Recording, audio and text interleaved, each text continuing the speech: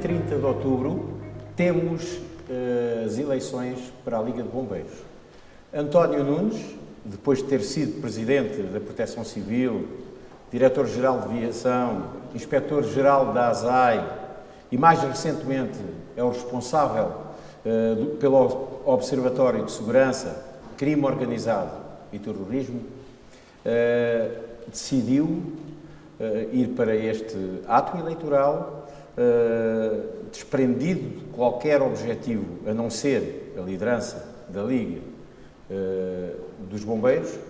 E a primeira pergunta que eu lhe faço, António, é o seguinte: o que é que o fez entrar nesta corrida para a Liga dos Bombeiros Portugueses? Boa noite.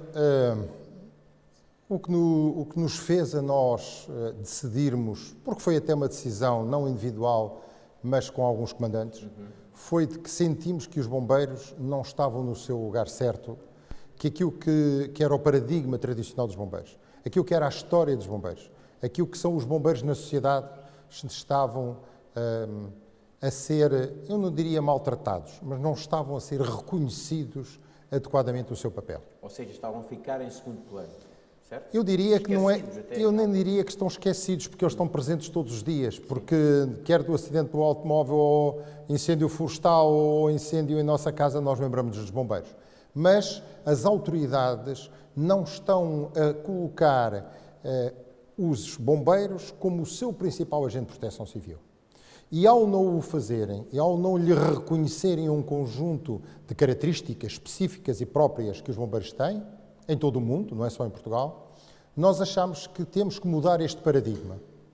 E decidimos começar a construir uma equipa. Somos uma equipa de 29 pessoas que assumiram com tranquilidade uma candidatura à Liga dos Bombeiros Portugueses, no dia 30 de outubro, com um programa que se preocupa fundamentalmente com as questões que têm vindo a colocar quer as associações humanitárias, quer os próprios bombeiros, num papel secundário em relação àquilo que são os seus reais problemas. E, portanto, entendemos que a nossa capacidade de gestão, de liderança e também o conhecimento que temos e que ao longo dos últimos anos, em alguns seminários, temos vindo a apresentar, eu, para além dessas funções, também dou aulas numa universidade onde ensino exatamente a disciplina de proteção civil e, portanto, tenho um contacto permanente com essa realidade. E estamos a encontrar uma conjuntura que não é favorável aos bombeiros. E então decidimos avançar com uma candidatura, com um programa, com uma liderança que procura fazer a mudança. Não a revolução, mas a mudança. É quase unânime na sociedade portuguesa que a Escola Nacional de Bombeiros não serve os bombeiros, tem um modelo desatualizado. O que é que essa equipa propõe, efetivamente, para suprimir esse problema, ultrapassar esse problema, esse obstáculo? Eu diria que a questão da formação e da qualidade nos bombeiros é estruturante para a imagem na sociedade. Todos nós, quando precisamos dos nossos bombeiros, queremos ter bombeiros, mas queremos ter bombeiros qualificados, bombeiros devidamente enquadrados e capazes de exercer as suas atividades em prol das populações. O que tem vindo a acontecer na Escola Nacional de Bombeiros, e até é contraciclo, porque os bombeiros hoje estão melhor preparados, têm uma capacidade de atuação muito melhor do que aquela que aconteceu há uns anos atrás. Nós estamos aqui com esta situação. Temos bons cursos na escola, mas temos a escola que não está a servir os bombeiros. E isto parece um bocadinho contra a natura. Isto é, a Escola Nacional de Bombeiros devia-se dirigir fundamentalmente aos bombeiros. O que é que acontece? A escola está subfinanciada e, ao estar subfinanciada, teve que recorrer a outras ações, de formação também, noutros setores que não são os bombeiros. E isso alterou significativamente a sua preocupação. Ora, o que nós defendemos é que o principal objetivo da escola é formar bombeiros. E formar bombeiros a todos os níveis. Sejam na classe normal de bombeiro, seja na classe de chefes, seja na classe de oficiais bombeiros. E só assim é que nós podemos aumentar a nossa qualidade. E se aumentarmos a nossa qualidade, também a formação vem por acréscimo. O que é que nós também defendemos? É que connosco na Liga, com esta equipa na Liga, nós temos 50% da responsabilidade da escola. A Liga é sócia da escola, a par do Estado Central, através da Autoridade Nacional de Emergência e Proteção Civil, e tem 50% dessa responsabilidade. Portanto, connosco, 50% da responsabilidade, para o bem ou para o mal, é nossa. E, portanto, nós vamos exigir que a escola esteja ao serviço dos bombeiros, que se programe para os bombeiros e que faça os cursos, que faça a formação, que faça a adequação daquilo que são as necessidades dos bombeiros, faça os riscos e as vulnerabilidades de hoje, que não são daquelas de há 10 anos ou há 15 ou há 20 anos. Portanto, temos uma realidade social diferente, temos que responder de forma diferente. E é isso que nós defendemos para a escola. Olhar para a escola como um produto essencial para a qualidade e a formação dos nossos bombeiros a todos os níveis. Uma reivindicação dos bombeiros já há muito tempo, esta parte, é o modelo do comando único. Quer explicar o que significa isso, o que é que pode trazer isso para os bombeiros, o comando único? Bastará dar este exemplo. A Lei de Bases de Proteção Civil, que vem desde 1980, é uma boa lei de bases, é uma lei de bases que acompanha a modernidade da Europa desde essa altura, que estabeleceu 3 ou 4 padrões diferentes e num dos padrões estabeleceu quem são os agentes de proteção civil. Isto é, aquelas entidades que têm competência para, face aos riscos e vulnerabilidades, face aos acidentes, face às catástrofes, estejam a socorrer as populações, os bens e o ambiente. E numa dessas, a principal, são os corpos de bombeiros. Ora, o que nós defendemos é que esses corpos de bombeiros, essa sua estrutura, seja idêntica àquilo que se passa com os outros agentes de proteção civil. E, portanto, que em teatros de operações possa haver um comandamento operacional em que a estrutura de cima a baixo seja feita através de quem, naquele momento, está a exercer o exercício de socorro e salvamento de pessoas ou bens, e não por outras interpostas pessoas. Ou seja, nós o que queremos é que os comandantes não é, como alguns podem pensar, voltar ao velho Serviço Nacional de Bombeiros ou voltar à velha estrutura. Não, é uma estrutura nova, moderna, dizendo que os comandantes têm depois comandantes de nível 1, nível 2, nível 3 e termina no topo de uma pirâmide. Ou seja, transformar uma hierarquia. Exatamente. Fazer uma hierarquia, que essa hierarquia responderá perante a Proteção Civil exatamente nas mesmas circunstâncias que os outros agentes de Proteção Civil. Agora, os bombeiros portugueses não podem ser agentes de Proteção Civil de segunda. Pois. E quando estamos à volta da mesa, nós queremos que esteja à volta da mesa os vários agentes de Proteção Civil e esteja lá o bombeiro, uniformizado de bombeiro e não uniformizado de outra força qualquer a representar os bombeiros. Falando em uniformizado, eu queria saber uma coisa, eu e os eleitores também. O regulamento, o que é que tem a dizer sobre o regulamento dos fardamentos dos bombeiros portugueses? É uma reivindicação agora que apareceu de algum tempo esta parte. É preciso nós desmistificarmos já a situação. Existe um regulamento. O regulamento é que não está adequado aos tempos modernos. Não está atualizado, não está adequado aos tempos modernos. E, portanto, o que nós temos que ter, como é normal na nossa vida, é alterar esse regulamento por forma a satisfazer, acima de tudo, a segurança dos nossos bombeiros. Porque um regulamento de uniformes, tirando a parte representativa, que pode ter uma ou outra variação, acima de tudo tem que cuidar, é que os seus uniformes de trabalho sejam devidamente confortáveis, adequados às situações e que possam representar também uma situação dos bombeiros modernos. Repare, outra situação. A GNR mudou o seu equipamento nos últimos anos. Sim. A PSP mudou a sua imagem. O CEPNA também. Mas os bombeiros continuam com um regulamento de há alguns anos esta parte. Está na altura de mudar e nós temos um compromisso e fizemos um compromisso.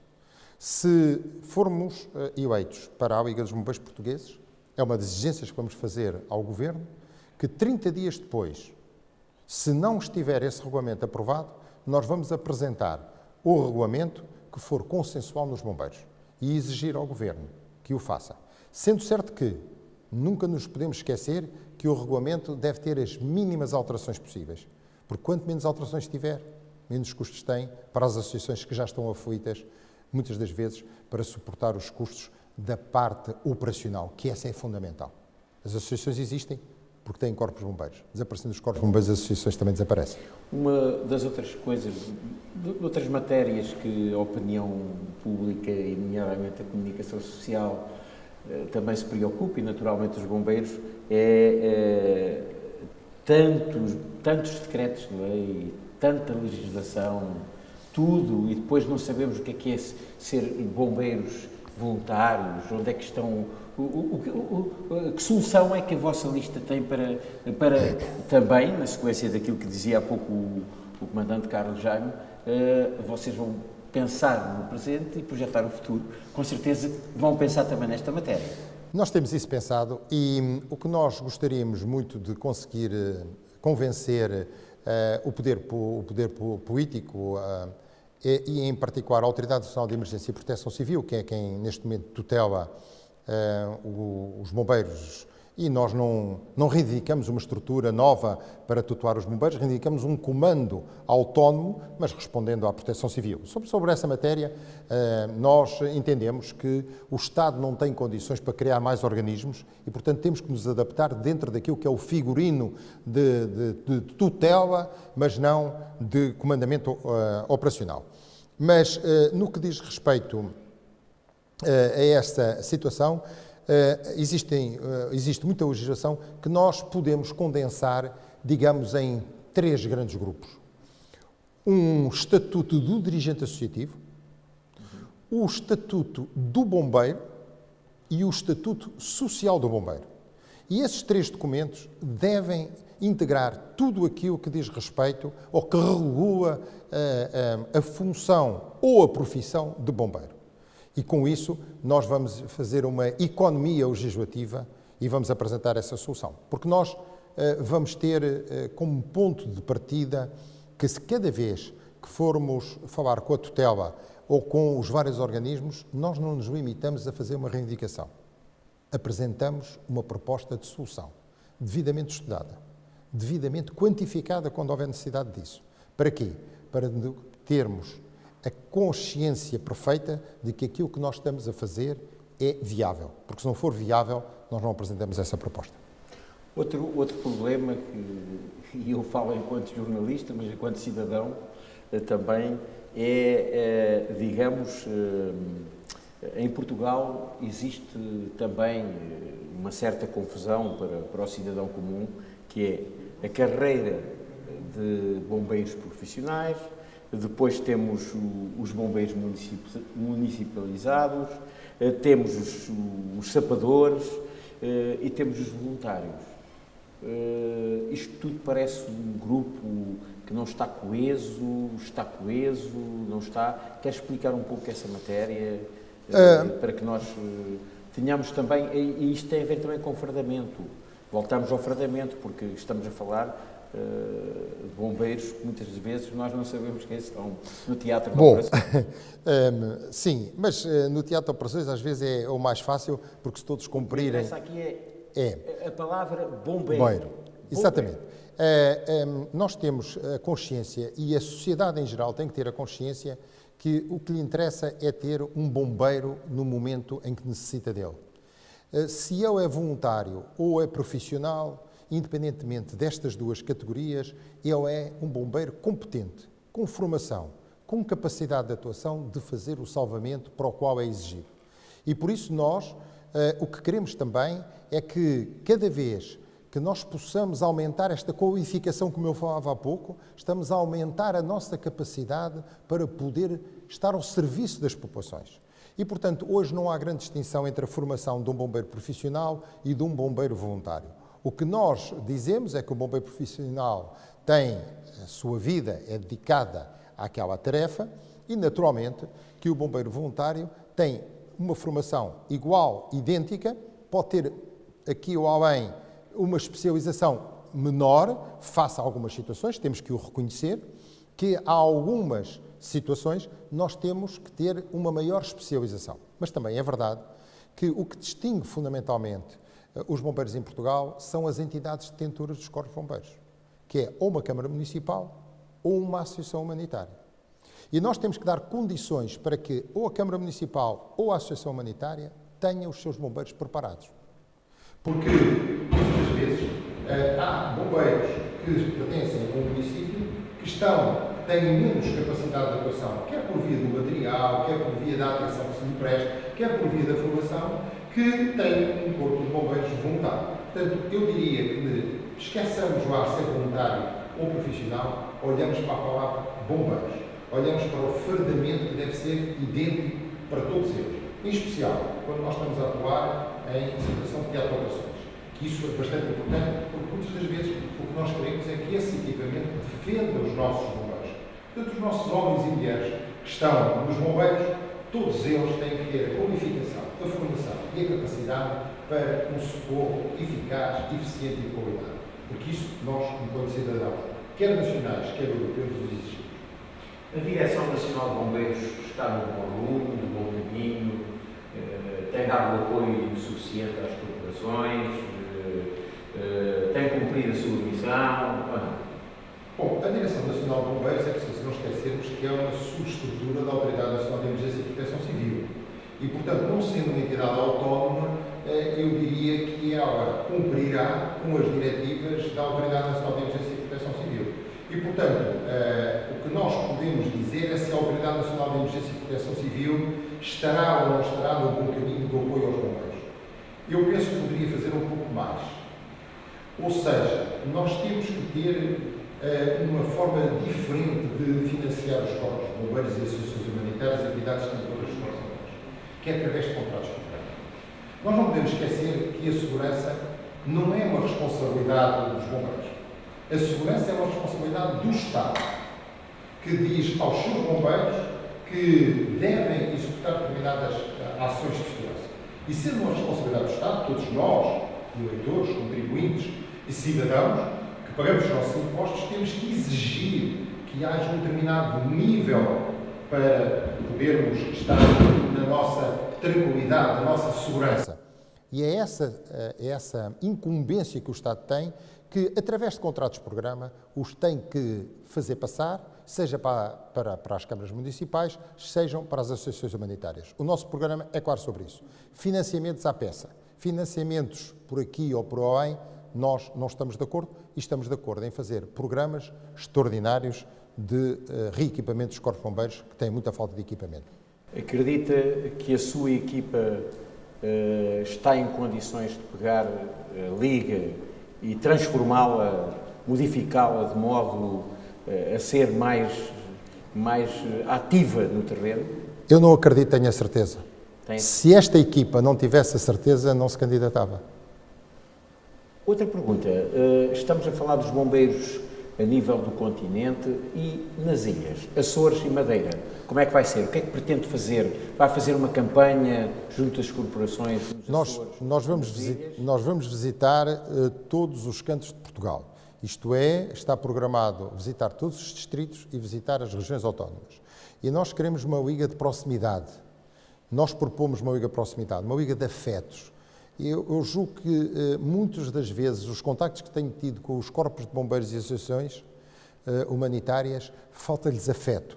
Alguém que olhe para eles não de uma forma distante, mas de uma forma próxima, que esteja com eles nos momentos de aflição, nos momentos em que eles necessitam de apoio. Naquele momento, às vezes, que é preciso ir com o Presidente da Associação Humanitária ao Presidente da Câmara, e explicar ao Presidente da Câmara do que é essencial para a sua população ter bombeiros equipados, bombeiros competentes, bombeiros qualificados, bombeiros com formação, bombeiros organizados. E isso é uma forma moderna, diferente de olhar para a Liga. Sim, porque existem associações humanitárias de bombeiros em Portugal, algumas delas que já com 150 anos. É verdade. Portanto, do ponto de vista histórico, são associações humanitárias, digamos, dinossauras, já que não se adequam muitas das vezes nem a essa formação que a vossa lista exige. O que é que tenciona implementar, estar atento a essas situações e transformar essas associações em associações mais modernas, mais eficazes, mais operacionais? dos pontos do nosso programa é a qualidade. Ora, se nós tivermos qualidade, ações de qualidade em todos os níveis, nós vamos conseguir ter associações também mais modernas. Porque nós às vezes falamos em dificuldades no recrutamento e na captação de bombeiros voluntários. Mas esquecemos que também existem muitas dificuldades, se calhar até mais, em ter dirigentes associativos nas associações humanitárias. Ora, os corpos de bombeiros e associações humanitárias não vivem sem pessoas. E, portanto, isto não pode ser números. Isto não pode ser discutir se temos 30 milhões de euros, ou 40, ou 50, ou 60. O que nós sabemos é que os portugueses pagam para o socorro, através dos seus seguros, cerca de 113 milhões de euros por ano. Que pagam mais 70 ou 80 milhões nos seguros de incêndios e diversos relacionados com isso. E, portanto, nós já temos aqui, diretamente do cidadão para o sistema, cerca de 200 milhões de euros. E o que nós queremos é saber para onde é que esses 200 milhões de euros vão. E esses 200 milhões de euros têm que ir para quem presta o socorro.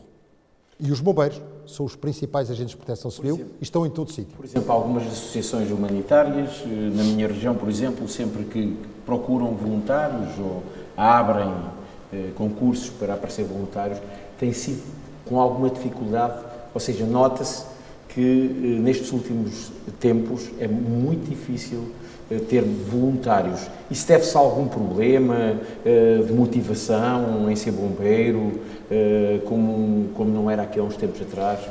Como é que justifica isso? As sociedades estão hoje com temas diferentes. Bom, para já temos logo um problema também dos jovens, que nós não temos tantos jovens como gostaríamos. E hoje em dia, por exemplo, os jovens preocupam-se, por exemplo, na sua formação e na sua qualificação e, portanto, vão para a universidade, querem acabar os seus estudos secundários, portanto, têm outras preocupações que não tinham há uns anos atrás. Mas eu julgo que a captação de voluntários, o nosso programa diz que vamos captar pelo menos 1000 novos voluntários por ano.